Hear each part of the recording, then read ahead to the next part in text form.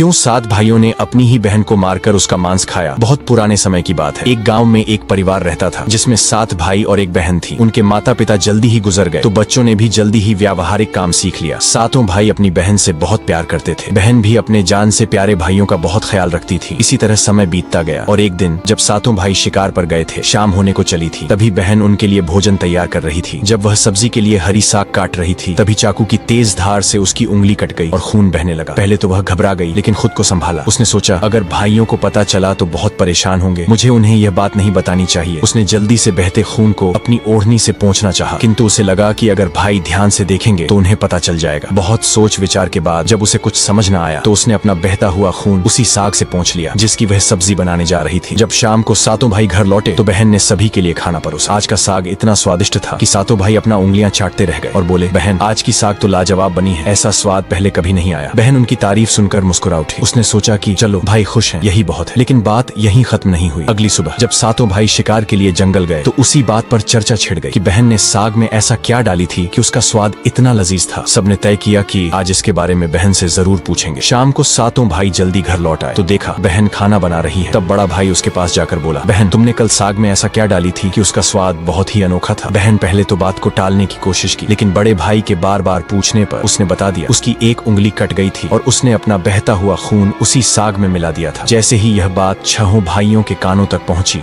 तो मानो उनके चेहरे के भाव ही बदल गए। शाम को जब सातों भाई एक साथ बैठे थे तो बड़ा भाई बाकी भाइयों से कहने लगा, सोचो जब बहन के खून की चंद बूंदें इतनी स्वादिष्ट हैं तो उसका मांस कितना स्वादिष्ट होगा। बाकी भाई भी इस क्रूर विचार पर सहमति जताते हुए बोला, हाँ अवश्य ही बहन का मांस बहुत ही स्वादिष्ट होगा। अब 6 भाइयों को बहन का मांस खाने की लालसा जाग उठी, परंतु सबसे छोटे भाई को यह सुनकर गहरी बेचैनी हुई। उसने सोचा कैसे हो सकता है कि कोई अपनों के साथ इतना भयानक विचार करे। तभी बड़ा भाई बोला, कल ही हम लोग बहन को शादी का झांसा देकर जंगल ले जाएंगे और तीर मारकर उसको मार डालेंगे, फिर उसका स्वादिष्ट मांस खाएंगे। सभी भाइयों ने हामी भरते हुए बड़े भाई की बात मान ली, लेकिन छोटा भाई अपने भाइयों की बातें सुनकर बहुत परेशान होने लगा। वह अपनी प्यारी बहन को बचाने के लिए बेचैन सा हो गया। वह खुलकर इसका विरोध नहीं कर सकता था क्योंकि 6 भाई एक तरफ थे। अगले दिन बड़े भाई ने बहन को बड़े प्रेम से बुलाया, प्यारी बहन तुम अब शादी के लायक हो गई हो। हमने तुम्हारे लिए एक बहुत ही सुंदर और योग्य वर खोज लिया है। आज हम तुम्हें उसका घर दिखाने ले चलेंगे, तुम तैयार हो जाओ। बहन यह सुनकर बहुत खुश हुई। आखिरकार वह भी अपना घर परिवार बसाने का सपना देख रही थी। वह उत्साह से तैयार हुई और अपने भाइयों के साथ चल पड़ी। रास्ते भर बहन खुश थी लेकिन इतनी दूर तक चलने के कारण बहन पूरी तरह से थक चुकी थी। तब उसने बड़े भाई से पूछा, भैया मेरा ससुराल अब कितना दूर है। बड़ा भाई मुस्कुराया और सामने की तरफ इशारा करते हुए बोला, देखो वह रहा तुम्हारा ससुराल, वहाँ तुम रानी की तरह राज करोगी। बहन यह सुनकर बहुत खुश हुई और उत्साह से आगे की ओर बढ़ने लगी। लेकिन जैसे वह थोड़ा आगे बढ़ी ही थी कि अचानक उसके सभी भाइयों ने उसे पकड़ लिया। बहन कुछ समझ पाती उससे पहले ही भाइयों ने उसे पेड़ से बांध दिया। भैया ये क्या कर रहे हो, उसने घबरा कर पूछा, पर उसके भाइयों के चेहरे पर अब किसी प्रकार की दया या प्रेम नहीं था। बड़े भाई ने आदेश दिया, इसे कसकर बांध दो। अपने सभी भाइयों को हत्यारे के रूप में देखकर बहन का हृदय दहल उठा। वह फूट फूट कर रोने लगी और भगवान को याद करते हुए कहने लगी, हे भगवान मेरे अपने ही भाई मेरी हत्या करना चाहते हैं, क्या इनमें से कोई भी मेरे लिए दया या प्रेम नहीं रखता। उसकी बातें सुनकर छोटे भाई की आंखें भर आईं। उसका हृदय कांप उठा लेकिन 6 भाइयों के खिलाफ जाने की हिम्मत उसमें नहीं था। बहन को बांधने के बाद बड़े भाई ने सबको बारी बारी से उस पर बाण से प्रहार करने का आदेश दिया। बड़ा भाई अपनी बहन पर पहला तीर चलाने ही वाला था, तभी बहन भाई के सामने करुण स्वर में गाना शुरू कर दी, मारो मारो भैया, छाती में लक्ष्य करके भैया, छाती में लक्ष्य करके, तुम्हारा तीर जंगल को जाएगा भैया। बड़े भाई ने कठोरता से तीर चलाया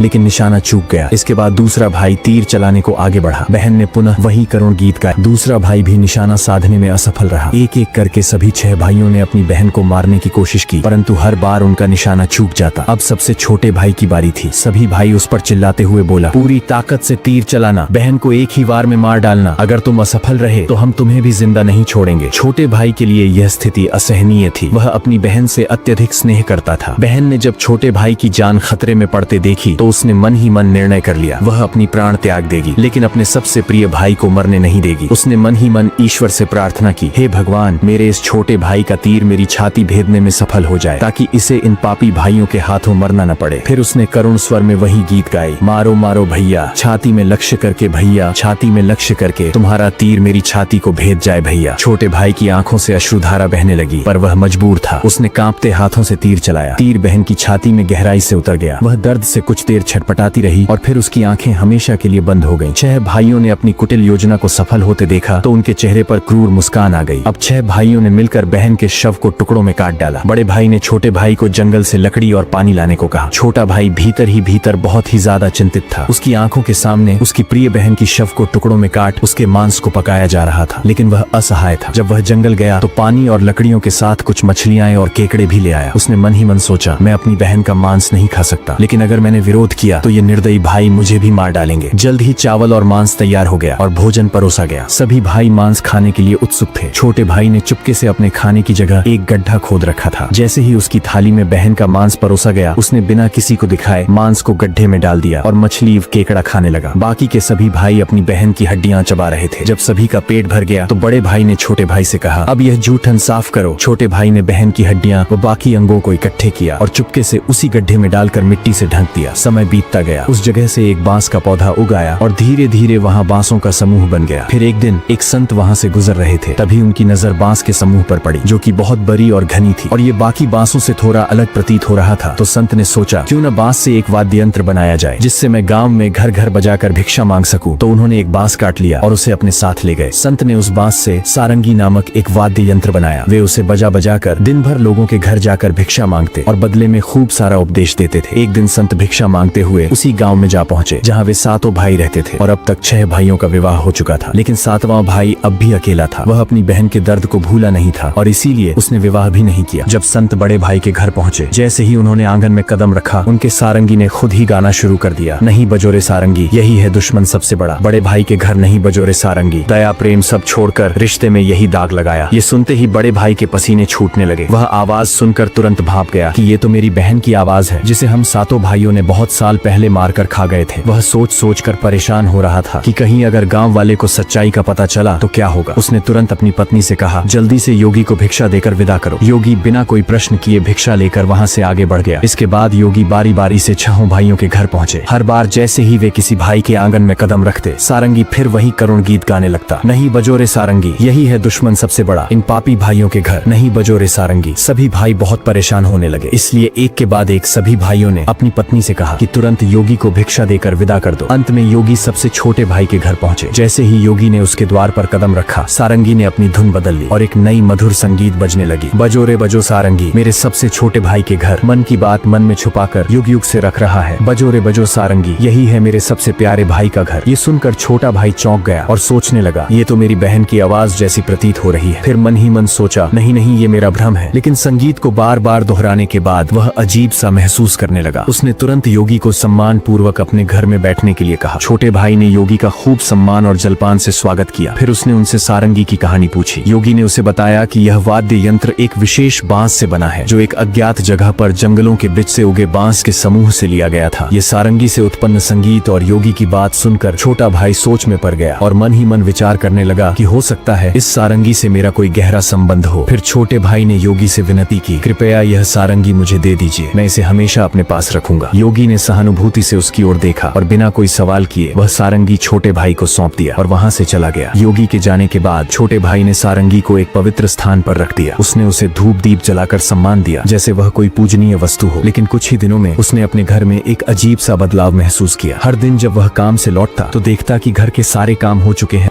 घर एकदम साफ सुथरा मिलता, बर्तन भी साफ होते थे। शुरू में उसने सोचा कि शायद कोई पड़ोसी या भाभियां मदद कर रही होंगी, लेकिन जब यह सिलसिला रोज रोज दोहराने लगा तो उसका संदेह बढ़ने लगा। उसने अपनी भाभियों के घर जाकर पूछा, क्या मेरी गैर मौजूदगी में आप लोग मेरे घर की सफाई करती हैं? भाभियां चौंक गईं, हमें तो अपने ही घर के कामों से फुर्सत नहीं मिलती, तुम्हारा घर हम कैसे साफ करें? अब छोटे भाई की जिज्ञासा बढ़ गई। उसने सच जानने का फैसला किया। जब रात हुई तो वह बिना आवाज किए घर के एक अंधेरे कोने में छुप गया। आधी रात के करीब एक हल्की सरसराहट सुनाई दी। छोटे भाई की सांसें थम गईं। कुछ ही क्षणों में सारंगी से हल्की रोशनी निकलने लगी। अचानक सारंगी के भीतर से धीरे धीरे एक परछाई सी उभरी, जो धीरे धीरे एक लड़की की आकार लेने लगी। छोटे भाई ने जो अपने आंखों से देखा वो अविश्वसनीय था। सारंगी से एक सुंदर युवती प्रकट हुई, लेकिन जब वह दिए की रोशनी में आई तो छोटे भाई का दिल जोर से धड़क उठा। वह युवती बिल्कुल उसकी मृत बहन जैसी दिख रही थी। वह चुपचाप घर की सफाई करने लगी। उसने एक एक सामान को उसके सही स्थान से लगाया, बर्तनों को धोया और फिर घर की सफाई करने लगी। उसकी हर हरकत में अपनापन था, जैसे वह किसी अपने के घर को को सहेज रही हो। युवती ने धीरे धीरे अपने काम खत्म किए और फिर जैसे आई थी वैसे ही सारंगी में समाने लगी। छोटे भाई हिल भी नहीं पा रहा था। जब वह पूरी तरह सारंगी में समा गई तब जाकर उसने राहत की सांस ली। अगले दिन उसने यह रहस्य अपनी बड़ी भाभी को बताया। बड़ी भाभी कुछ देर चुप रही, फिर गंभीर स्वर में बोली, अगर यह सच है तो मैं तुम्हें एक उपाय बताती हूँ, तुम ध्यान से सुनो। जब वह सारंगी से बाहर आए तब तुम तुरंत उस सारंगी को आग में डाल देना और उस पर गंगा जल छिड़क देना। इससे वह आत्मा अपने पुराने शरीर के बंधन से मुक्त हो जाएगी। लेकिन याद रखना, अगर तुम यह करने में जरा भी देर करोगे तो शायद वह हमेशा के लिए गायब हो जाएगी। छोटे भाई ने भाभी की बात को गंभीरता से लिया। उसने तय किया कि आज रात ही वह यह उपाय करेगा। रात होते ही वह फिर से उसी जगह छुप कर बैठ गया। इस बार वह पहले से ज्यादा सतर्क और तैयार था। उसकी आंखें सारंगी पर टिकी थीं। तभी वही हल्की सरसराहट हुई और सारंगी से वही रोशनी निकली। धीरे धीरे उसकी बहन फिर से प्रकट हुई। उसने हमेशा की तरह घर की सफाई शुरू कर दी। जैसे ही युवती ने अपना अंतिम काम पूरा किया और वापस सारंगी की ओर बढ़ी, छोटे भाई ने झटपट सारंगी को उठाया और उसे आग में डाल दिया। सारंगी जलते ही उसमें से एक तीव्र रोशनी फूटी। पूरे कमरे में उजाला फैल गया। युवती अचानक रुक गई। तभी छोटे भाई ने बिना समय गवाए तुलसी जल की बूंदें उस पर छिड़क दिया। जैसे ही तुलसी जल की बूंदें उस लड़की के ऊपर पड़ी, अचानक एक चमत्कार हुआ। धीरे धीरे वह मानव रूप में परिवर्तित होने लगी। छोटा भाई एकदम चौंक गया। वह अपनी आंखों पर विश्वास नहीं कर पा रहा था। जिसे वह एक दर्दनाक हादसे में हमेशा के लिए खो चुका था, आज फिर से उसके सामने खड़ी थी। आंसुओं की धारा उसकी आंखों से बहने लगी। वह दौड़कर अपनी बहन से लिपट गया। बहन भी भाई के गले से लिपटकर जोर जोर से रो पड़ी। दोनों एक दूसरे को देखकर फुट फुट कर रो रहे थे। छोटे भाई ने अपनी बहन का हाथ थाम लिया, जैसे वह कभी उसे दोबारा खोना नहीं चाहता था। लेकिन कहानी यहीं खत्म नहीं हुई। छोटे भाई ने तय किया कि वह अपने 6 भाइयों को उनके पापों का एहसास कराएगा। छोटे भाई ने पूरे गांव वाले को इकट्ठा किया। उसके चेहरे पर दर्द और आंखों से आंसुओं की धारा बह रही थी। उसने कांपती आवाज में कहना शुरू किया, आज मैं आप सभी को एक बहुत बड़ा सच बताने जा रहा हूँ। एक ऐसा सच जिसे सुनकर आपके रोंगटे खड़े हो जाएंगे और आपको अपने ही परिवार से भरोसा उठने लगेंगे कि कोई अपनों के साथ भी ऐसा कर सकता है। लेकिन मैं ऊपर वाले से यही दुआ करता हूँ कि ऐसा किसी के साथ न हो। फिर छोटे भाई ने बताना आरंभ किया, मेरी बहन जो वर्षों पहले मर चुकी थी, उसकी मौत कोई हादसा नहीं थी, बल्कि मेरे अपने ही 6 भाइयों ने उसे शादी का झांसा देकर जंगल में ले गया और मेरे ही हाथों बहन की हत्या करवा दिया। इतना ही नहीं, उन्होंने उसके शव को टुकड़े कर उसके मांस को पकाकर खा भी लिया। इतना सुनते ही गांव वाले की सांसें थम सी गईं। फिर छोटा भाई बोला, लेकिन पता नहीं ये ईश्वर का कैसा चमत्कार है। मेरी बहन जो वर्षों पहले इस हादसे का शिकार हुई थी, वो आज भी हम लोगों के बीच बिल्कुल सही सलामत खड़ी है। इतना बोलकर छोटे भाई ने अपनी बहन को आवाज दिया, आओ बहन, सबके सामने आओ। बहन धीरे धीरे आगे बढ़ी। जब वह सबके सामने आई तो उसे देखकर सभी की आंखें फटी की फटी रह गई। किसी को भी अपने आंखों पर यकीन ही नहीं हो रहा था कि जो लड़की वर्षों पहले मर चुकी थी, वो आज उन सबके सामने खड़ी है, बिल्कुल वैसे ही जैसे पहले थी। किसी को भी इस चमत्कार पर भरोसा नहीं हो रहा था, लेकिन सच तो यही था कि उसका पुनर्जन्म हुआ है। गांव वालों को छोटे भाई की बातें सुनकर और उसकी बहन पर हुई अत्याचार को देखकर सभी की आंखें नम हो गई। बहन की पुनर्जन्म की बात जब 6 भाइयों तक पहुंची तो मानो जैसे उनके पैरों तले जमीन सी खिसक गई हो। इधर गांव वाले आपस में बात कर रहे थे कि इन दरिंदों को समाज में रहने का कोई अधिकार नहीं, जो अपनी ही बहन को मार कर खा सकते हैं। वो गांव भला इन राक्षसों से कैसे सुरक्षित रहेगा। हमें अभी इन राक्षसों को गांव से बाहर कर देना चाहिए। अब लोगों का गुस्सा 7वें आसमान पर था। गांव के बड़े बुजुर्गों ने विचार किया कि हमें इन पापियों को सजा देना ही होगा। अगर आज इन्हें छोड़ दिया गया तो पता नहीं आए दिन ये किसके लिए कब और कैसी मुसीबत बन जाए। तभी बड़े बुजुर्गों का आदेश पाकर गांव के कुछ लोग 6 भाइयों के घर गए और उनको घसीटते हुए सभी के सामने ले आए। डर के मारे सभी भाइयों की हालत बहुत ज्यादा खराब हो चुकी थी। अब गांव वालों ने फैसला सुनाया कि इन दुराचारियों को लाठियों और डंडों से पीटते हुए गांव की सीमा तक छोड़ा और याद रहे, आज के बाद ये कभी भी इस गांव में दिखाई नहीं देने चाहिए। इतना सुनते ही 6 भाई गांव वालों के सामने गिड़गिड़ाकर अपने जिंदगी की भीख मांगने लगे। लेकिन उनकी काली करतूतों को जानकर किसी को भी उन पर दया नहीं आई। यहाँ तक कि उनकी पत्नियां भी उनकी घिनौनी हरकतों को जानकर उनको हमेशा के लिए छोड़कर अपने मायके चली गई। इधर लोगों के आंखों में गुस्से की ज्वाला भड़क रही थी। अब 6 भाइयों को लग रहा था कि आज उनके जिंदगी का आखिरी पल है और अब उन्हें बचाने के लिए कोई आगे नहीं आएगा। ये सब सोचकर उनका रो रो कर बुरा हाल हो गया था। लेकिन तभी उनकी ऐसी दुर्दशा और बेबस हालत को देखकर बहन से रहा नहीं गया और उनको बचाने के लिए आगे आई और रोते हुए गांव वालों से बोली, मैं मानती हूँ कि मेरे भाइयों की गलती माफी के लायक नहीं है, लेकिन है तो ये मेरे अपने ही भाई। इन्हें अपनी गलती का एहसास हो चुका है। मैं आप सभी से हाथ जोड़कर विनती करती हूँ कि इन्हें अपनी गलतियों को सुधारने का एक मौका दीजिए। वह बार बार रोते हुए गांव वालों से मिन्नतें कर रही थी। ये सब देखकर 6 भाइयों का हृदय कांप उठा। वे आपस में एक दूसरे से कहने लगे कि जिस बहन के ऊपर हम लोगों ने इतना अत्याचार किया, आज वही हमें बचाने के लिए सामने खड़ी है। उन्हें अपनी गलतियों पर गहरा पछतावा होने लगा और वे फूट फूट कर रोने लगे। बहन का अपने भाइयों के प्रति प्रेम और क्षमा भाव को देखकर गांव वाले का हृदय भी पिघल गया। उन्होंने भाइयों को माफ कर दिया। भाई को माफ होते देख बहन बहुत खुश हुई और उनके पास गई। तभी सभी भाई रोते हुए बहन के सामने हाथ जोड़कर अपने किए की माफी मांग रहे थे और अपने गलतियों को कोस रहे थे। बहन से अपने भाइयों की आंखों में आंसू देखी नहीं गई और वह खुशी खुशी अपने भाइयों को माफ माफ कर दी। सभी भाई बहन से लिपट कर रो पड़े। ये सब देखकर गांव वालों के भी आंखों में आंसू झलक आए। अब सभी भाई बहन को लेकर अपने घर को लौट गए। अब सभी भाई अपनी बहन से अत्यधिक स्नेह करने लगे और पहले से भी ज्यादा अपनी बहन का ख्याल रखने लगे। वे हंसी खुशी अपनी जिंदगी बिताने लगे। अब ये कहानी यहीं पर समाप्त होती है। आप लोग ये वीडियो अच्छा लगा हो तो सब्सक्राइब करके सपोर्ट कर देना। जय श्री राम।